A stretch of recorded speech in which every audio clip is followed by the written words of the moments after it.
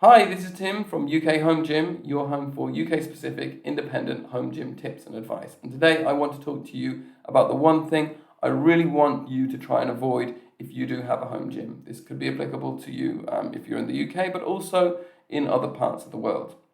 So there's a little bit of a story behind this video, and that is the other day I was sort of going around my home gym and tidying things up a little bit, and I came across a little pile of broken gym equipment that I don't know why I've not thrown away, but for some reason it's just sort of accumulated in this sort of corner of the home gym, and because something was on top of it, I'd sort of forgotten that it was there. But I've come across this now, and when I was looking at this pile, I realised that there was something they all had in common. And I'll show you some of the items that I found in this pile. Maybe you can work out what I'm talking about. So here is one spin lock collar, which has sort of seen better days. Here is his friend, which has also seen better days. Here is a cable pulley handle, which is fine on this side, but completely broken on that side. And here is a thread for this adjustable dumbbell, which has also gone the way of the dodo. And this is another item I have for you to see here, the last one I think. That is a dumbbell handle, which has a sort of a grip here that has sort of given way over here and on this side as well. Now, did you notice anything in common? Yes, that's right. The common point that they all have is that they were all made of plastic. And that is the one thing I really think that you should get out of your home gym or not allow in your home gym at all whenever possible. Okay, there are maybe a couple of exceptions. I'll come on to them later. So if I show you the sort of alternatives to these items, so instead of the plastic handle here on this spin lock handle, here we've got one with a metal handle, which is a bit older than the plastic one, and you can see that's completely intact. Here is a metal spin lock collar, and that's also older than the plastic one, and yeah, that's done very well. And here is the same sort of cable attachment here. Slightly newer, but not really showing any signs of wear and tear. So the point to take away from here is basically, if you can avoid plastic, go instead for the metal or like the stainless steel or cast iron alternatives.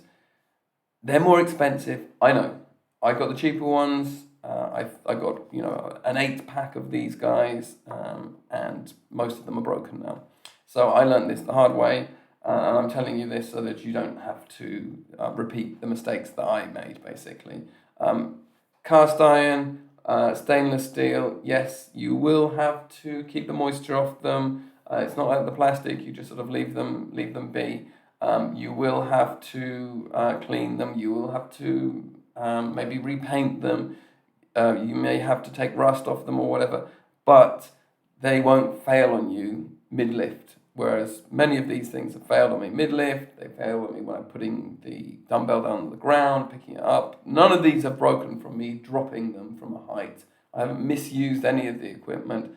It's just not strong enough to survive for a long time in the home gym. So basically, if you buy all these plastic things, they might fail on you mid-lift, or they might, not have a very long life. So, this, I think, lasted me a year, maybe a year and a half, and then I had to go and get the metal one. So, take the shortcut, get the metal one from the beginning. Okay, maybe you need to take care of it. You need to sort of clean it up every now and then. But, in theory at least, this should last you a lifetime, and you should be able to pass it down to your children if you look after it. It's sturdy. it shouldn't break. There are a couple of exceptions, I did say. The first is, I think if you're going to get an adjustable dumbbell where it sort of sits in some sort of case, and you sort of you adjust the weight and take it off like that. One of those things, I think there is almost always plastic involved at some stage of those things. I haven't seen one that doesn't have some sort of plastic parts in it. So if you do want to get one of those, personally, I don't advise it. I'd rather have everything metal. I'd rather have a loadable handle, because I think that dumbbells, you can use the same weight plates and so on. I won't go into that today, maybe in another video. But I think if you do want to get one of those things, you're going to struggle to completely avoid plastic. Just try and get one with as little obvious plastic in as possible. And the one other thing I would say you're okay to sort of go with plastic is with like a sort of this particular design of clamp, of collar, whatever this is, for your barbell. I think this is okay because I think you'll be able to see when it's going to give way, and I think that the sort of metal alternatives to these are actually extremely expensive and probably not worth your hard-earned money unless you particularly feel that that's something that you want to spend your money on.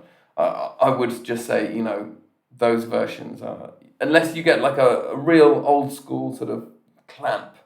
I think, if you may have seen these sometimes in a particularly older gym, they have like a clamp that kind of slides on here and you sort of tighten it up just like a clamp that you would use for woodwork or something like that. I think if you have one of those, that could be an alternative to having this design. But this design in metal, I think you'll struggle to find it, or it'll be very expensive. So that's all I wanted to talk to you about today. Avoid the plastic when possible. Go with the metal. You won't regret it. Anyway, so that's all I have to say. Please do like and subscribe and share the video if you like. Please leave any comments in the comments below. And if you have any questions, let me know about those. Please do check out our website. That's ukhomegym.com. And I'll see you next time on UK Home Gym.